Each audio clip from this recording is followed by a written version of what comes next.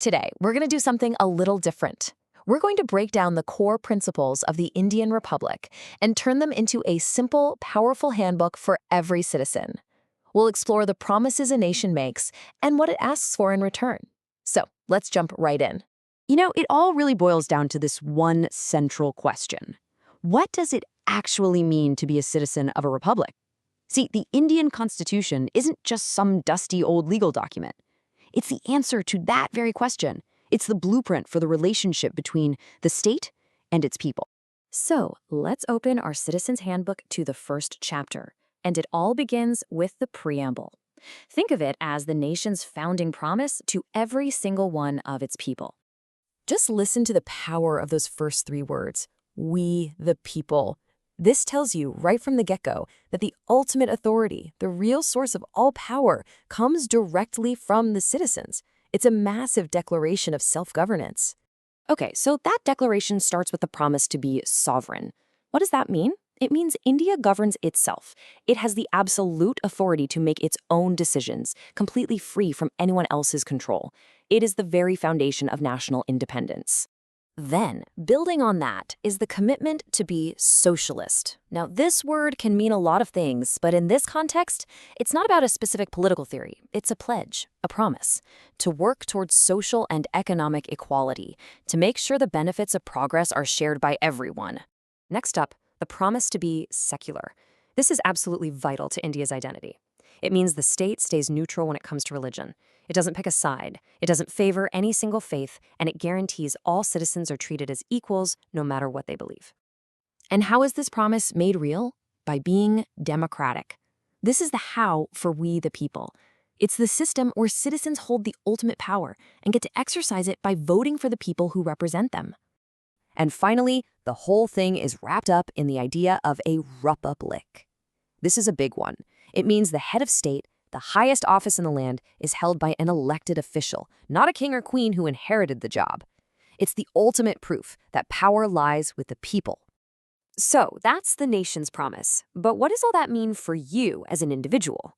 Well, let's turn the page in our handbook and look at the next chapter, your guaranteed rights. These are the real concrete protections the nation gives you. The Constitution lays out a whole set of fundamental rights. You've got the right to equality and freedom, the right against exploitation and freedom of religion. It also guarantees your right to preserve your own culture. And crucially, there's the right to constitutional remedies, which is a fancy way of saying you can actually go to court to enforce these protections. And over the years, this has even grown to include things like the right to privacy. And this slide, it just perfectly sums up the whole idea of citizenship. It's a two-way street. On one side, you have your rights. That's what the nation guarantees you. But on the other side, you have your duties. That's what the nation asks of you in return, to keep the whole thing running. Which brings us to the other half of our handbook. If rights are what you get, then duties are what you give. Let's dive into the chapter on your civic duties. So Article 51A of the Constitution lists these out, and they're really a call to action for every single citizen. We're talking about respecting the Constitution, upholding national unity, promoting harmony, protecting the environment, developing a scientific mindset, and just striving for excellence in everything you do. It's the moral fabric of the nation. Okay, but here's a really important detail. Unlike your fundamental rights, which you can go to court to enforce, these duties are non-justiciable. That means you can't be legally prosecuted for not doing them. Instead, they're meant to be a moral compass, a guide for what it means to be a responsible citizen. So you have the promise, the rights, and the duties. And all of it comes together in our final section, which you can think of as a personal commitment, the Citizen's Pledge.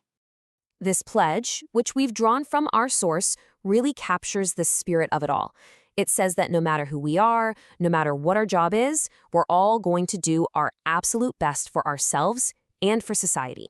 It's a simple but really powerful call to action.